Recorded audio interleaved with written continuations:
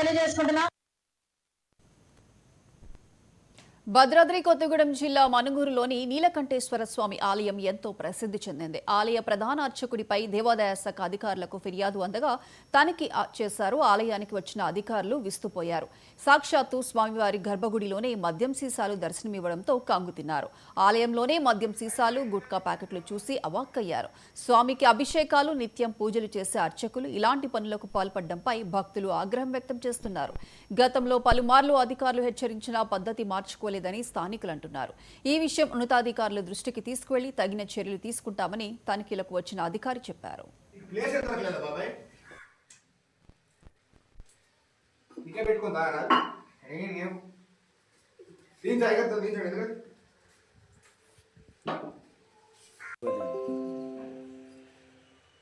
డబ్బులు ఎందుకు మాకు డబ్బులు నాకేముండవు.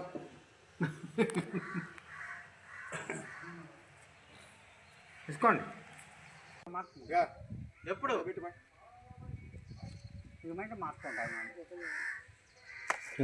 ఎన్నిసార్లు అయింది ఈ టైపు? నేను వచ్చింది ఇదే, గతంలో చేశారు కదా.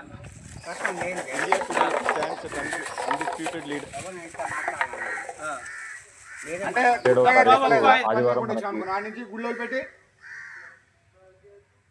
అసలు ఈయన సరి అయినాడు కాదు, ఈయన సరి అయితే ఇక్కడ దాకా రాకపోవు. చేసే తప్పు మళ్ళీ అట్లా మా వాళ్ళు కాపాడరు మమ్మల్ని. తప్పు కదా, తప్పు అనిపించట్లేదా గారు? దేవుడి దగ్గర పెడతారా? ఏందా శివుడి దగ్గర, మహాశివుడి దగ్గర కొన్నంత దేవుడు ఏందా ఇది? పిల్లి కళ్ళు మూసుకొని పాలు తాగితే ఎవరు చూడట్లేదు అనుకోవద్దు. సమాజం ఇది. ఒక తూర్పుగోదావరి జిల్లా రాజానగరం మండలం కొంతమూరులో భార్యను హత్య చేసిన మాణిక్యంను